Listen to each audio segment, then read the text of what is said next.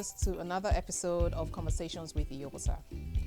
This show today is dedicated to women because we're going to be talking about some women issues, and I have a very dear friend of mine who's here who will take us through some of the issues and share some insights and highlights on some of these issues. So joining me on the show today is Dr. Osawe. She's a board certified OBGYN practicing in the greater Atlanta area in Georgia with over 12 years of post-resident experience. She has a specialization in treating fibroids as well as performing minimally invasive surgical options on women.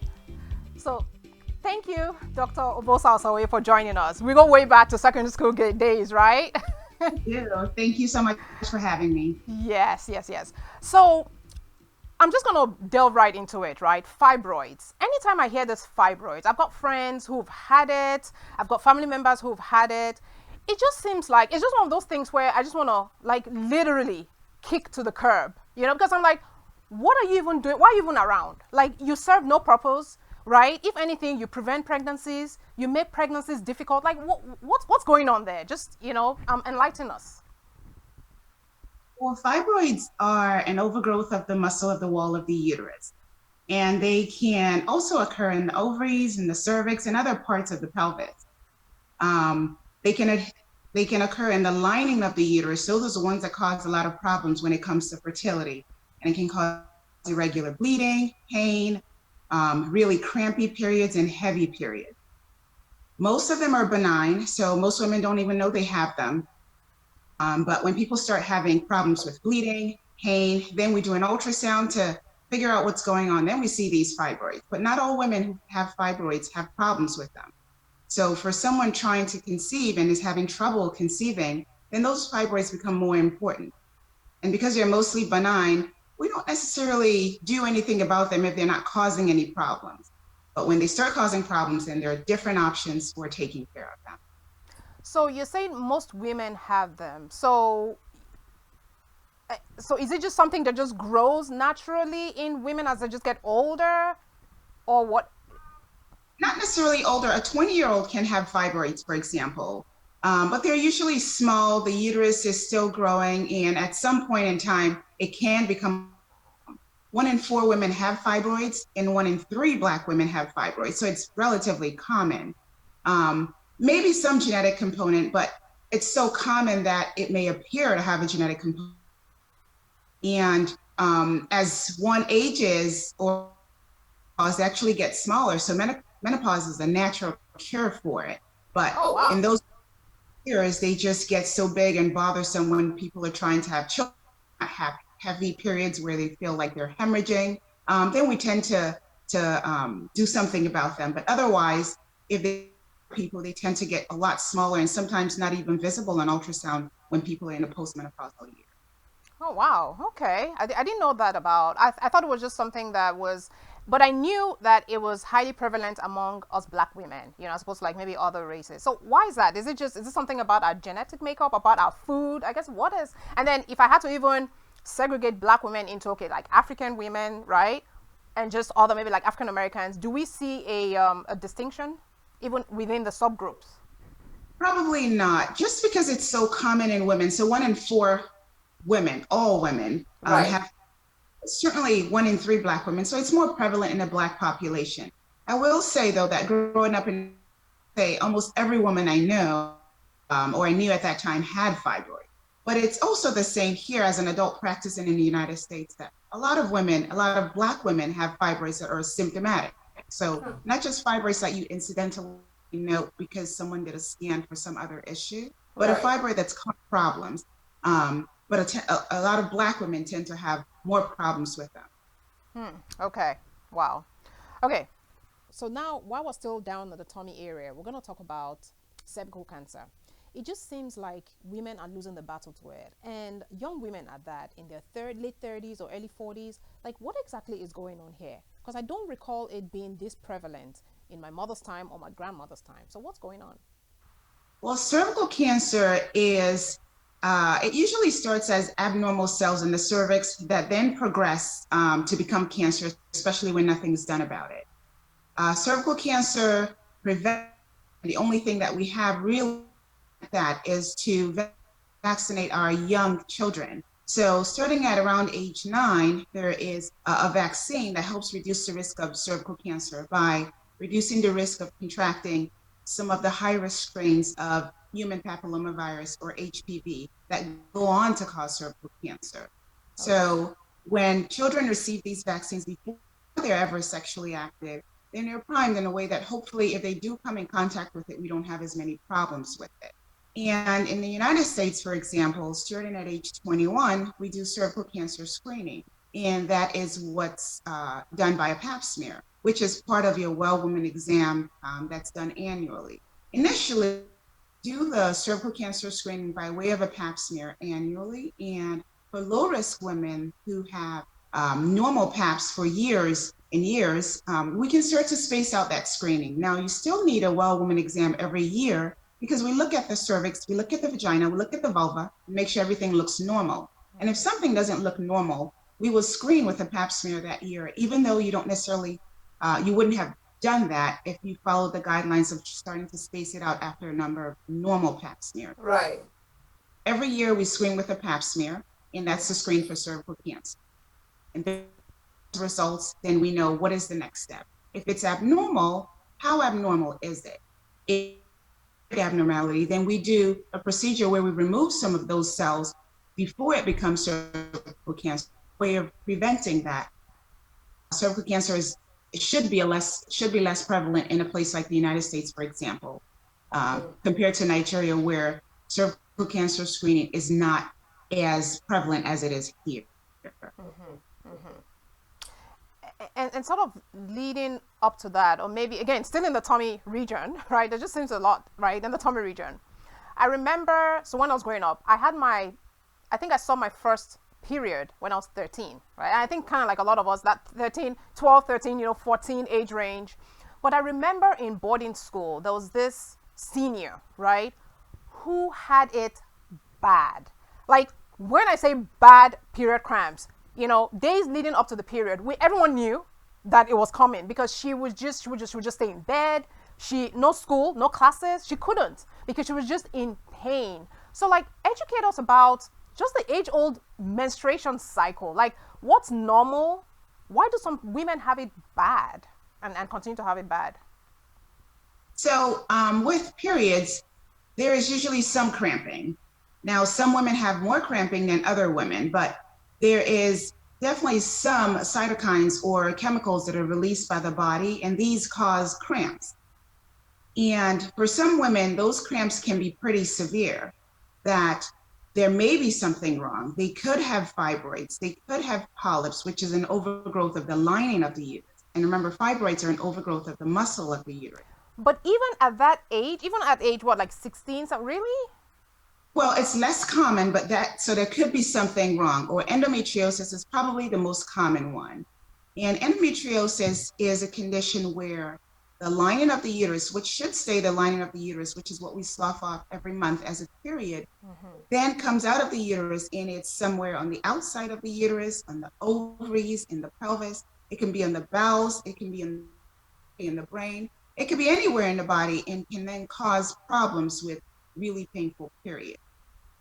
And the way that we block those cytokines are with common medications like naproxen or ibuprofen, and that helps to decrease the amount of cramping. But if they're debilitating cramping where people can't, essentially it's affecting their quality of life when they have a period, then that's something that needs to be evaluated just to make sure that it's nothing other than just period cramps. We try to manage it, and as they age, they tend to get a little bit better. Some women will have less cramping once they have a baby. Some women will have heavier periods once they have a baby, but the cramping tends to decrease after people have a baby. Okay. And I know that men these days, when I say men, so our husbands, boyfriends, when is that time of the month? They're kind of like, that time of the month, we have the attitudes and all that. But the pain can be real, right? The cramping can be real. It is real. It is definitely real. And we do have to acknowledge that, and that it bothers some women more than other women, and they just need to be appropriately treated. So there are mood changes that are associated with normal periods as well, and those are real. And sometimes some people need medical management of those mood changes. So everyone needs to acknowledge that and be supportive of women. Right, be supportive, maybe buy her gifts, maybe rub her feet, things like that, right? I agree with doctor's orders. Right. I like that. I like that. Okay. So now we're moving up, right? So let's leave the tummy alone. You've enlightened us quite a bit on these issues, and we're gonna bring you back to do deeper dives, right? But right now, just kind of like a general. So moving up to like the breast, right? Here in the diaspora, back home in Nigeria, there are, especially these days, there are a lot of campaigns, about like breast cancer awareness, breast care, self care, early detection, and all that. And that's another cancer, right, or disease that's ravaging, it's just ravaging us women. So tell us what it could get confusing, right? We hear a lot about, oh yeah, you need to do this, even the breast examinations. Oh yeah, you need to do this, don't do that, move it up, to. I'm like, it's daunting and there's just a lot of information. So give us your spiel. Just dumb it down for like me or the lay woman. What is that all about? So at 21, you start to see your gynecologist. Your gynecologist would do a breast exam. That's a clinical breast exam. And they'll do that once a year during your annual well woman exam.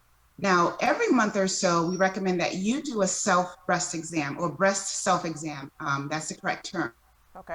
And that involves checking all aspects of the breast, knowing that the breast tissue extends to the collarbone and all the way out to the sidewall.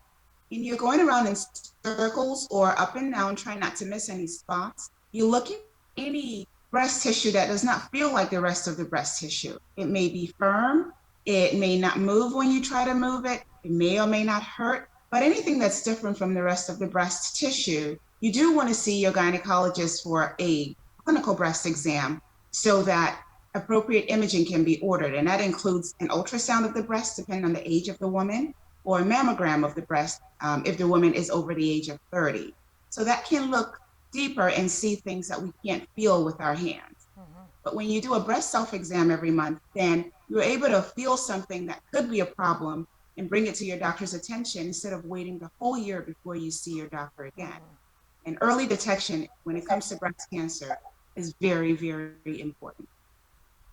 So is it just so what causes breast cancer? Is it just this abnormal, like you said, maybe this has to be some abnormalities in there, or I guess what, maybe just like what is, like, how does it, because I mean the breast by itself, right, is it's fatty, right? There's a lot of fat cells, fatty tissue, and all that. So how does it, what morphs, and how does it morph to, like, cancerous? I mean, like, what is going on there? Cancer happens on a cellular level, and that goes for all kinds of cancer. Sometimes people have genetic anomalies that predispose them to getting cancer. So there are genes in the body that helps repair abnormal cells, and that happens every day. Now, when there is an abnormality or a mutation in that gene, then those women are at higher risk for breast cancer, and men. So breast cancer can occur in men as well. So those people are at increased risk for breast cancer. And those cells start to rapidly divide. And sometimes it's seen as microscopic things that you can see on imaging, like a mammogram, where it uses x-rays to look at the breast tissue just when they're in the form of just little dots or little lumps. And you may not be able to feel it yet. Then when you're able to feel it, that's more concerning, because then that's a bigger mass or clump of tissue that then has to be removed, if not the whole breast. But at age 40 in the United States, we start with breast cancer screening with mammography. And that's done once a year. And depending on what group you follow, some groups do recommend it, or the United States Preventive Task Force does recommend it every 2 years. But either way, you need some breast cancer screening starting at age 40 with annual mammography or every 2 years. So why is it more prevalent these days? Because growing up, it wasn't heard of. I mean, I think growing up, I knew of just the one auntie who died from breast cancer, right? But these days, there's a friend, there's a cousin of a friend, there's a grandmom of, there's just, do you understand? So what's going on there? I guess what is it about these times that we're in versus, my mother's times or my grandmother's times? Yes. Well, I think screening has improved over time. That's just from normal evolution. So when you screen more, you may find more, not because the disease is more prevalent, but because you're now able to find it and find it earlier. So these women they're living a lot longer.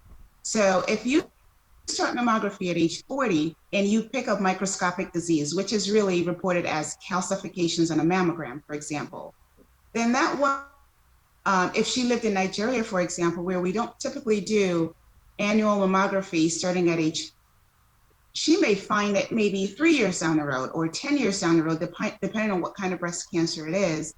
And then it's a lump. And there's still a stigma or some shame associated with it that we are medical problems, mostly in Nigeria. So that even adds more time to the disease progression before the woman actually says. And even if she may tell her doctor, but not tell family members. So in our eyes as kids in Nigeria, we think people don't have breast cancer or it's not as prevalent. But there is a lot more to the evolution of breast cancer as you see it in Nigeria and as you see it in the United States. Wow. Okay. I guess that makes, yeah, that makes sense. Makes sense. Okay. And then a few years ago, first of all, give us a little bit of background where you went to school, medical school and all that. I totally skipped all that. Can you give us all your background? Sure. I went to Greater Tomorrow Primary School, and then you started from primary school?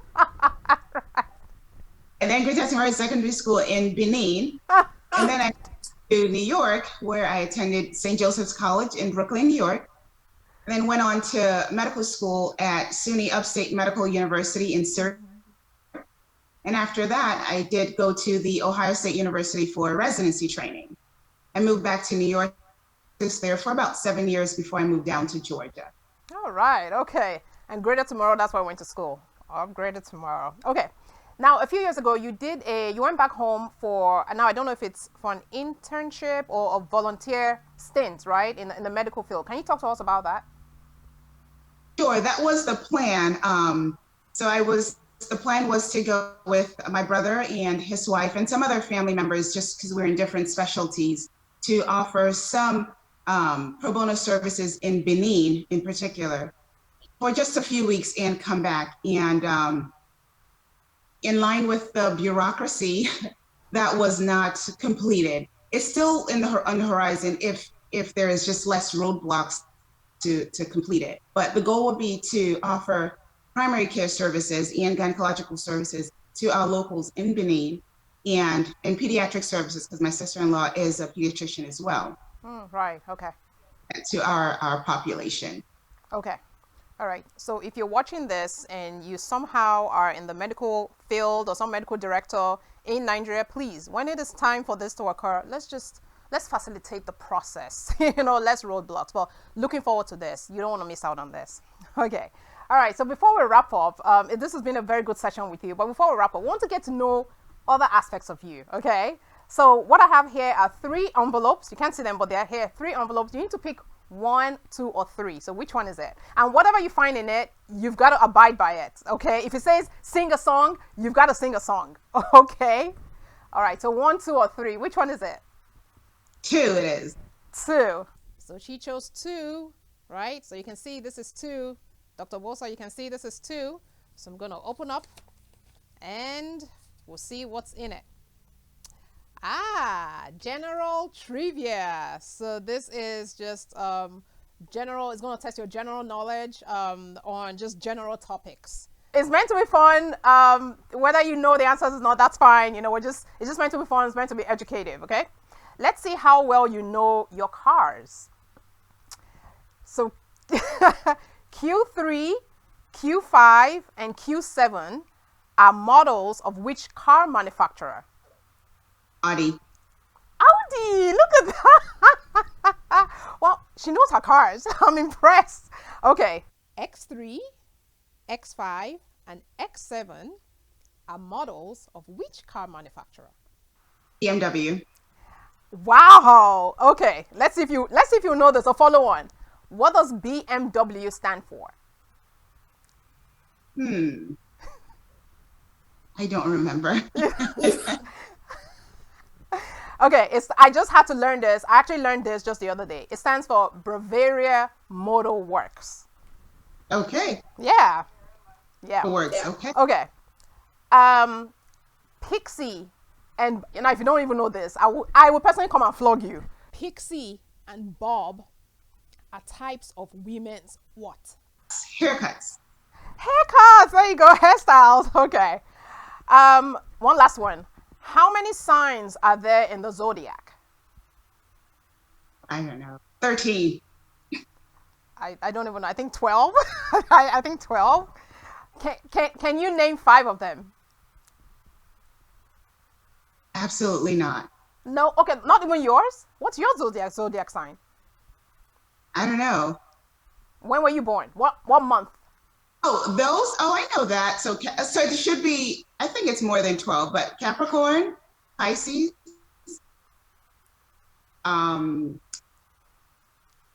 Capricorn, Pisces, Virgo, what's the lion one? Leo. Uh-huh. That's 4. One more. And what? Aquarius. Aquarius. Yay, you got it. Yeah, so I think there are 12 signs in the zodiac. Well, okay. Yeah, there are. That's it. You I learned something new. You aced it and we had fun. Well, thank you, Dr. Osawe, for being on the show. So how can people get in touch with you or reach you? I know I did mention you practice in the Atlanta area. I do. I am with Piedmont Healthcare System at this time, and you can reach me at my office, 770-400-4510, and I'll be available. Thank you so much, Dr. Osawe, for joining us on the show and for bringing us enlightenment about some of these women issues that tend to plague us women, from fibroids to breast cancer and breast care. We really do appreciate it. Thank you so much, and you have a super sparkly week ahead. So viewers, there you have it. A lot of these issues for my lady friends or for my lady viewers, a lot of these issues that plague us, hopefully Dr. Osawe was able to dumb it down a bit so that we get more awareness about it, understand it more. Some of the things that seem daunting, she was able to like dispel some of the myths and just tell us why some of this self-care, self-examinations are really good for us to be on top of things. Now, if you're new to my channel, don't forget to hit the subscribe button and the notification buttons. And don't forget to like and share with your friends, your friends' friends, your friends' cousins, your friends' mother, father. I mean, you get the drift, right? Tell them about the goodness of Conversations with Yowosa. So until next episode, I say you stay safe and have a super sparkly week ahead. Bye now.